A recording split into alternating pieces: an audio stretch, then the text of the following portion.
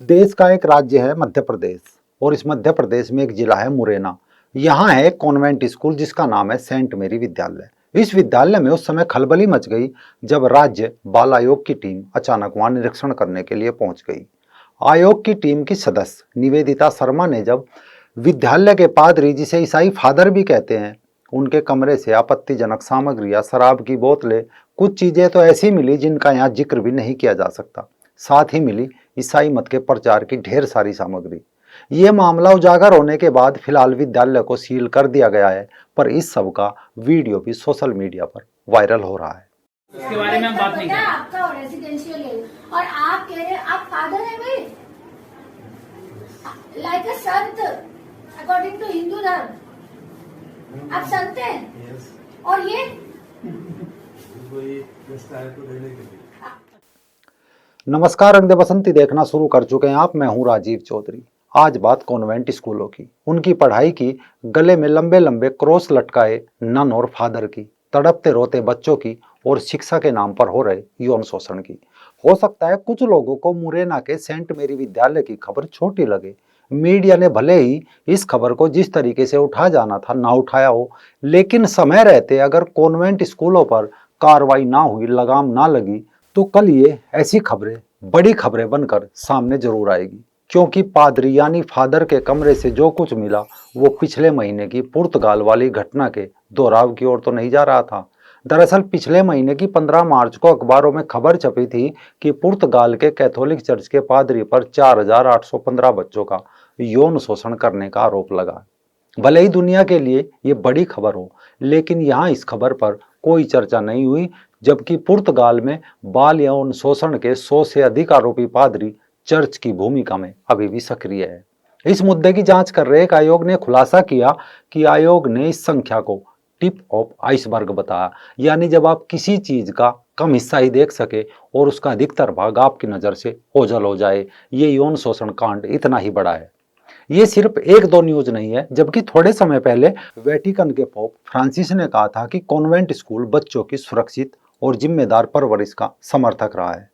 लेकिन उसके बाद भी जो न्यूज आई उसने पोप का मानो मुंह बंद कर दिया। खबर थी कि कनाडा में एक पुराने कैथोलिक स्कूल के परिसर में 3 से 15 साल की उम्र वाले 215 बच्चों की सामूहिक कब्र मिलने पर समूचे कनाडा में गम व गुस्सा पसर गया था।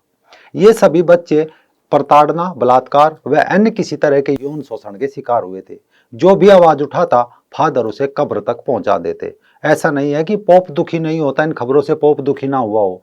पोप दुखी भी होता है, रोता भी है, लेकिन उस वक्त जब 2003 में वो स्पेन की यात्रा पर गया होता है और कहता है कि यीशु की 2000वीं जुबली जयंती के बाद से 20 लाख ईसाइयों द्वारा चर्च और ईसाइयत छोड़ने से वो दुखी है।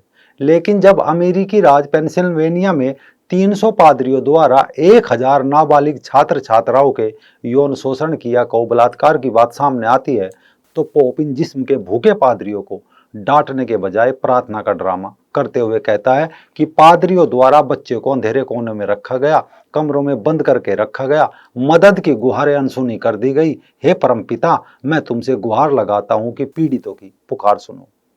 अक्सर हमारे देश में उस परिवार का स्टेटस सिंबल ऊंचा माना जाता है जिनके बच्चे ईसाई कॉन्वेंट स्कूल में पढ़ते हैं।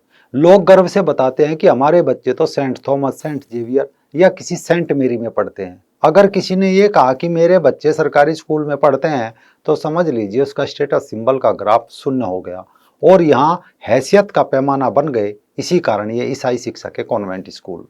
आज का हमारा यह एपिसोड समर्पित है ऐसे ही लोगों की सोच को, क्योंकि शायद बहुत लोग इन कॉन्वेंट स्कूलों की उत्पत्ति नहीं जानते होंगे, और दूसरा, आज इन कॉन्वेंट स्कूलों में हो क्या रहा है शायद ये भी नहीं जानते होंगे।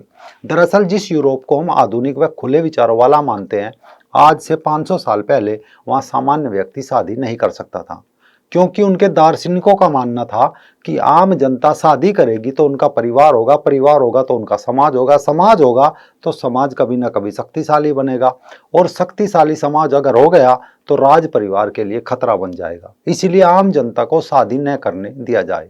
तो बिना शादी के जो बच्चे पैदा होते गए उन्हें पता ना चले कि कौन उनके माँ बाप है, इसलिए उन्हें एक संस्था में रखा जाता था जिसे वे कॉन्वेंट कहते थे।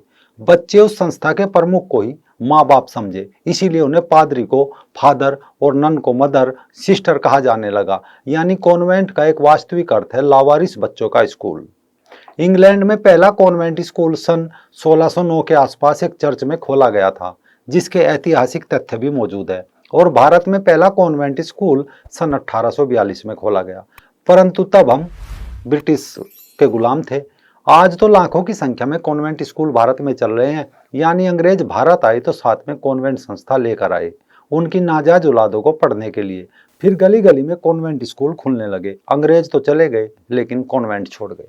कमाल ये देखे कि भारत में इन कॉन्वेंट स्कूलों में बड़ी संख्या में हिंदू बच्चों के साथ भेदभाव भी होता है। तिलक नहीं लगा सकते, जनेऊ नहीं पहन सकते, त्योहारों पर राखी या कलावा नहीं बांध सकते, लड़कियां चूड़ियां पहनकर या किसी उत्सव के बाद मेहंदी लगाकर नहीं जा सकती। ये तो भारत में होता है, भारत के बाहर क्या होता है वो भी सुन लीजिए, शायद आपके रोंगटे खड़े हो जाए। क्योंकि कॉन्वेंट स्कूल की आड़ में चर्च के लंपट पादरियों यानी उनके फादर जो कर रहे हैं वो सुनकर शायद कोई भी कॉन्वेंट का नाम ना ले। एक समय आयरलैंड धार्मिक ईसाइयों का स्वर्ग था और कैथोलिक चर्च उस स्वर्ग का संगीत। किंतु यह संगीत जब पिछले 3-4 दशकों में मासूम बच्चों की चीखों और सिसकियों में बदलने लगा, तब पीड़ित नन तथा बच्चों के परिवार सड़कों पर उतरे और न्याय की गुहार लगाने लगे कि हमें शिकारी पादरियों से बचाओ।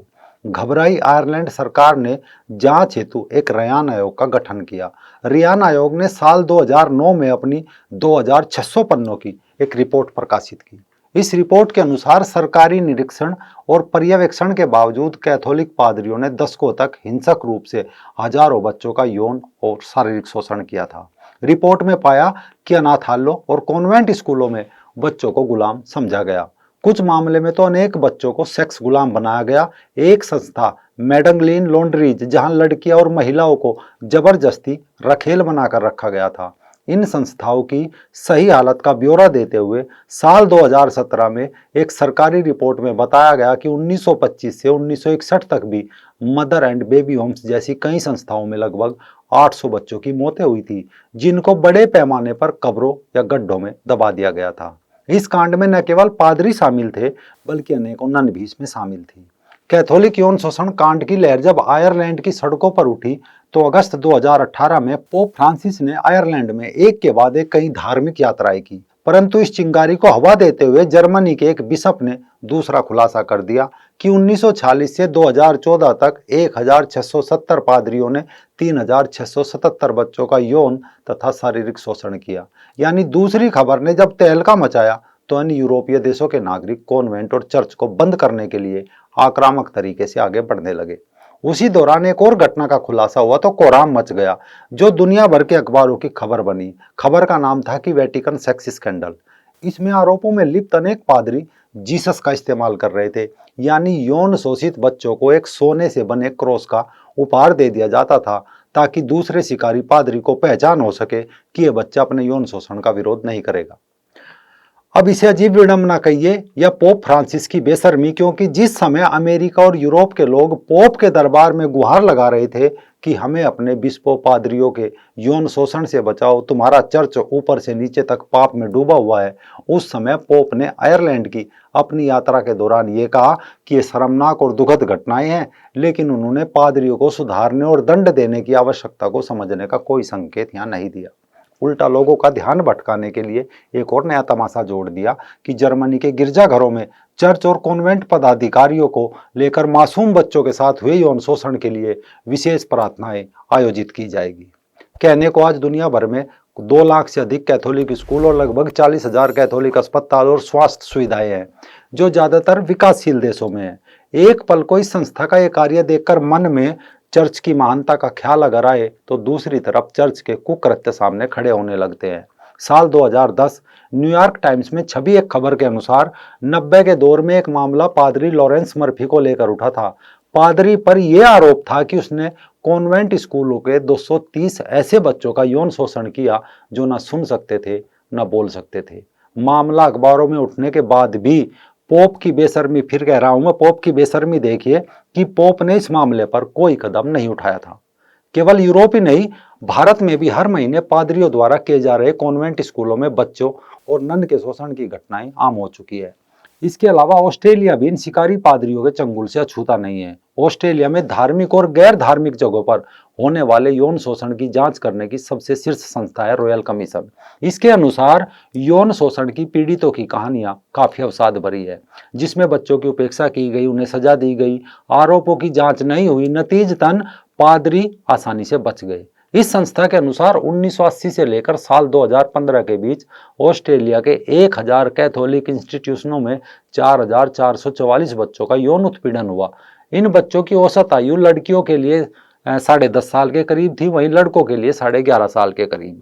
बच्चों के यौन शोषण से जुड़े मामलों पर नजर रखने वाली रॉयल कमीशन के पास 1980 से 2015 के बीच करीब 4500 लोगों ने यौन शोषण होने की शिकायत दर्ज कराई थी। इसी कारण यूरोप के लोग धीरे धीरे अब चर्च से निकल रहे हैं। परंतु दुखद बात यह है कि जब यूरोप के लोग चर्च छोड़कर बाहर निकल रहे हैं, उसी समय भारत जैसे देश में बड़ी संख्या में लोग चर्च में घुस रहे हैं और खुद को भगवान रामकृष्ण की संतान की बजाय जीसस का पुत्र समझ रहे हैं। जबकि भारत में इन कॉन्वेंट स्कूलों में भी अमेरिका और यूरोप से बदतर हालत होते जा रहे हैं। पिछले दिनों केरल के 51 वर्षीय कैथोलिक पादरी रोबिन वडक्कमचेरी को नाबालिग लड़कियों के साथ दुष्कर्म करने और यौन उत्पीड़न के 3 अलग अलग मामलों में 60 वर्ष की सजा सुनाई गई थी। इसमें एक तो 11 वर्ष की छात्रा भी शामिल थी। इसके अलावा कोच्चि के किंग्स डेविड इंटरनेशनल स्कूल के प्रिंसिपल फादर बेसिल कुरियाकोस को पुलिस ने 10 साल के लड़के का यौन शोषण करने के आरोप में हिरासत में लिया था। साल 2014 में 9 साल की मासूम बच्ची से बलात्कार के मामले में केरल के तिरुचूर में सेंट पॉल चर्च के पादरी राजू कोक्कन को भी गिरफ्तार किया गया था। 2016 दिसंबर के महीने में भी केरल के एर्नाकुलम में एक नाबालिग बच्ची का बलात्कार करने के आरोप में 41 साल के पादरी एडविन फिगारेज को अदालत ने एक साथ 2 उम्र कैद की सजा सुनाई थी। सिर्फ यही नहीं, अगर आप गूगल पर जाकर देखेंगे तो हर एक राज्य में कॉन्वेंट में हो रही यौन शोषण की खबरों का अंबार आपको मिलेगा, लेकिन इस बारे में ज्यादा चर्चा नहीं की जाती और ज्यादातर केस तो पुलिस और अदालत तक कभी पहुंच ही नहीं पाते। दूर दराज के इलाकों में चल रही मिशनरी में यौन शोषण के अधिकतर मामले दबकर रह जाते हैं, क्योंकि पीड़ित लोग अक्सर गरीब तबके के होते हैं और पैसा देकर उनका मुंह बंद करा दिया जाता है। इससे भी एक कदम आगे बढ़कर देखें तो आदिवासी इलाकों में तो इन गंदे कामों को जीसस को खुश करने के नाम पर किया जाता है। एक अनुमान के अनुसार इन इलाकों में होने वाले यौन अपराधों पर 1% केस भी पुलिस में रिपोर्ट नहीं हो पाते। अब तो यहाँ तक बताया जा रहा है कि अन्य देशों में यौन शोषण व दूसरे अपराधों के मामलों में पकड़े गए कई पादरी भी वहां से फरार होकर भारत आ रहे हैं, क्योंकि भारत के कॉन्वेंट से निकली चीखें और सिसकियां मीडिया को सुनाई नहीं देती और अखबार के किसी कोने में छपी ऐसी खबर सुबह चाय के कप के नीचे दब जाती है और ये शिकारी पादरी भारत में खुलेआम घूम रहे हैं।